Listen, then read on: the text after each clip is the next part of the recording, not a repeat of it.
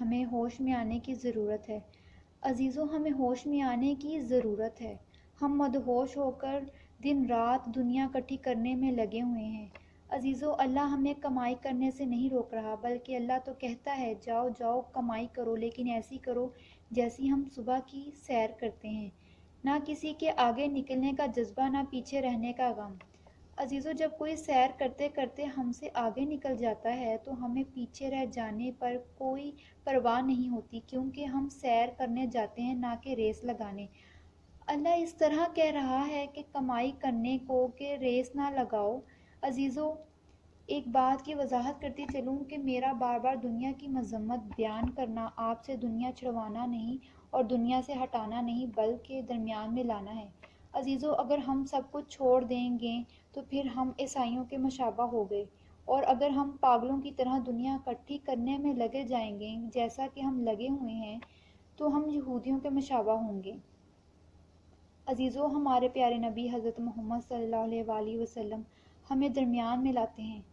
اللہ ہمیں درمیان میں لاتا ہے، فرمایا تم معتدل رہو، درمیان میں رہو، نہ ادھر نہ ادھر، بلکہ درمیان میں چلتے رہو۔ کہا حرام سے بچو، حلال کماؤ، اپنی تنخواہ پر رہو، رشوت سے بچو، صحیح تولو، غلط سے بچو، غلط تولنے سے بچو، جھوٹ سے بچو، سچ پر آؤ، جوئے سے بچو۔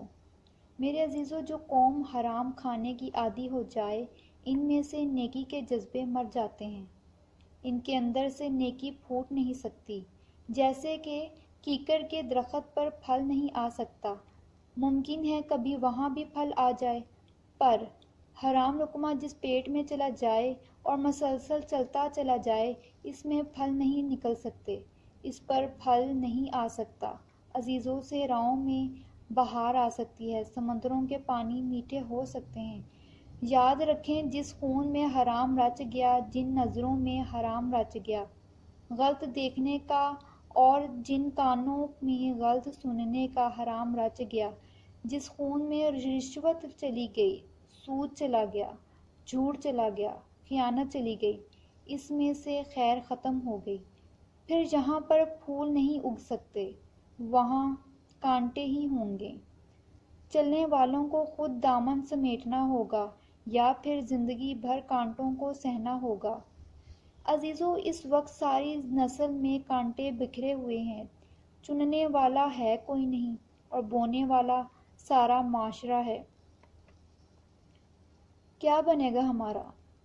عزیزوں، اللہ کہتا ہے کہ دنیا اصل نہیں بلکہ یہ گزرگاہ ہے، یہاں ماں باپ کے فرما بردار بن کر چلو، جیسے تم سے کہا گیا ہے ویسا کرو۔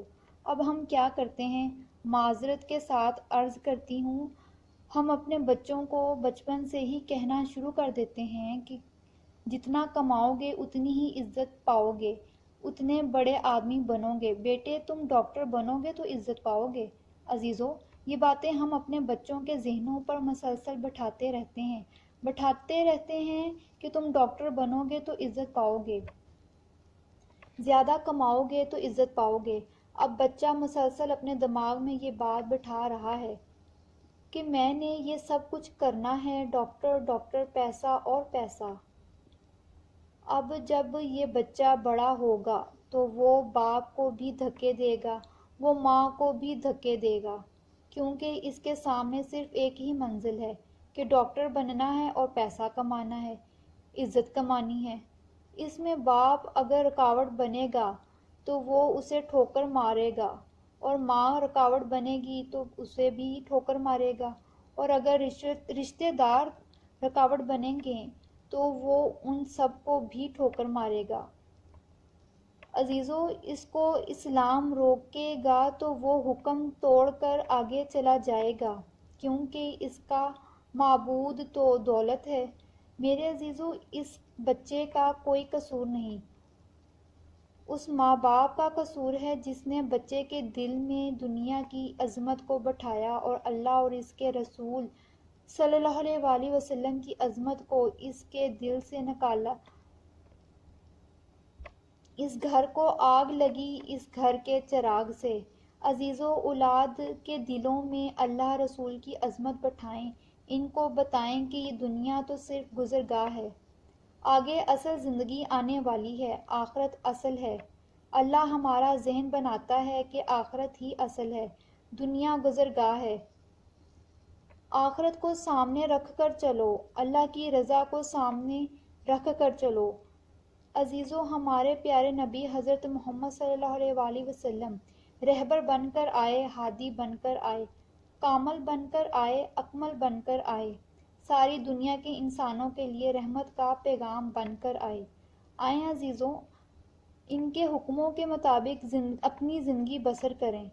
پھر عزیزوں، آج کی تعلیم آخرت کو سامنے رکھ کر تو دی نہیں جاتی، یہ تعلیم تو ہمیں بتاتی ہے کہ پیسہ مقصد ہے زندگی کا، جتنا کماؤ گے اتنا عیش کرو گے۔ عزیزوں، ہمیں خود بھی ہوش میں آنے کی ضرورت ہے اور دوسروں کو بھی ہوش میں لانے کی ضرورت ہے۔ اللہ رب العزت ہم سب کو اس پر محنت کرنے کی توفیق عطا فرمائے۔ آمین ثم آمین یا رب العالمین۔